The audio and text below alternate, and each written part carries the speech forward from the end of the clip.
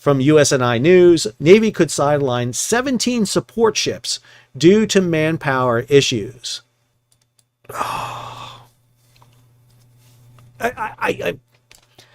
been talking about this for a long time. Okay, this has been an issue for not the length of this channel, which has been gone for 3 years. Dave Lauder wrote about this 6 years ago, but this has been an issue when I sailed with Military Sea Lift Command 30 years ago. I mean, back in the late 80s, early 90s. Everybody knew the leave policy was crap. And now what is happening is that MSC has fixed the leave policy at time, not by fixing it, but by throwing money at the problem and hiring people. Well, now they're churning through people at such a rate that they're having serious crewing issues, to the point that they're going to have to take out of service 17 vessels in what they're calling a force generation reset. 2 Lewis and Clark class replenishment ships that are in the prepositioning fleet are going away. A fleet oiler, 12 of the Spearhead class expeditionary fast transports. Just to be clear, there's only 15 of them. 3 of them are already laid up. So you're talking about laying up ships that are just being built. One of them just got built in January, just came in service, and you're talking about losing those. And then 2 forward deployed Navy expeditionary sea bases would enter extended maintenance. They're talking about the Puller and the Woody Williams out in the Middle East and Africa. There's no friggin' way those 2 ESBs are going away. I don't care what everybody thinks. The Central Command and AfricaCom is never going to let those things go away. The only option here is they're taking new ones and replacing them with Puller and Williams. But they got to have the new ones to replace them. This is... And let me be clear. I'm quoted in this article, and I know Military Sea Lift Command is not my biggest fan. I understand that because they don't like that I say what the issue is. But you got to fix the issue. I'm not the problem. The problem is the issue. The issue here is that... Now, I'm going to be 100%. I think Admiral Sobek, the commander of Military Sea Lift Command, is one of the very first commanders who's doing something about this. Sobek is the man. He is actually addressing this issue. And the reason he is taking 17 ships out of service is because he cannot get the authorization to hire more. MSC has a crewing allowance of 1.22 people per billet. They want to go to 1.5. That's the only way you get to 4 months on, 2 months off. That is not going to happen because the military is not going to fund those extra people. And not only are you not going to fund those extra people, but you got to get the extra people. And the problem is they have so burnt the bridge on recruiting people that they can't get new bodies in. What they need to do is a whole reset of this situation. They really do.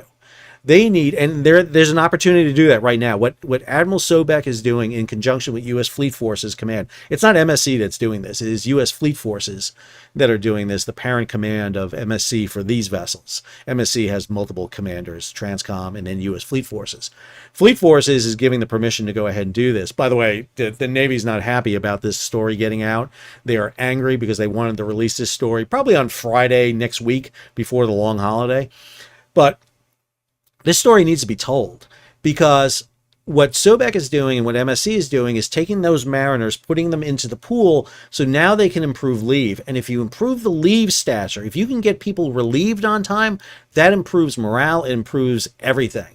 And then you can start addressing the problem of recruiting more. It's at that point, once you improve the leave status, you need a policy, a program to go hit the state maritime schools, SIU, the training facilities for the unlicensed, and start bringing in more people and reset what MSC is. MSC is a great institution and organization. I'm doing a history of them right now. Did 3 episodes of that, got 2 more coming out. I met my wife on an MSC ship. I love MSC. I think it is an unheralded organization. I think the mariners get treated like crap, not just because of the leave. I think they get treated like crap by the Navy too. They don't get the privileges and honors they deserve. How many mariners got a Merchant Marine Expeditionary Medal for sailing out in the Red Sea during the Houthi crisis? Did the crew of the Supply get it? Did the crew of Kanawha get it? The crew of Patuxent get it? Did the Alan Shepard get it? Did the Consul tanker get it? No. They need to get recognition. They also needed to be treated like humans. The gangway up order that took place during COVID under Admiral Wetlaufer's command was terrible. And there have been past issues. It's not the responsibility of any single one commander or purpose. It is a issue that has been percolating throughout this time. And I think this issue needs to be dealt with.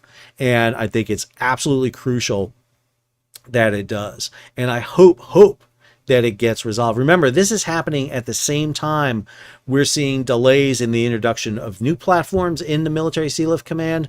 The Navajo class salvage vessels are running behind. We don't have them out there to replace the current salvage assets. Why is it you can't get a salvage vessel to pull the So Union out? There's no salvage vessels to do it. We just laid up the last salvage vessel in the Middle East. So they're not out there. The new Oilers aren't out there, the Lewis class, because they're having issues. They need crews for them. That's an issue going on. So there's a variety of issues, not to mention the least our sealift assets are 44 years old on average, and we're scrapping them and laying up faster than we can replace them. There are holistic issues we need to address. So there is a lot going on regards to shipping.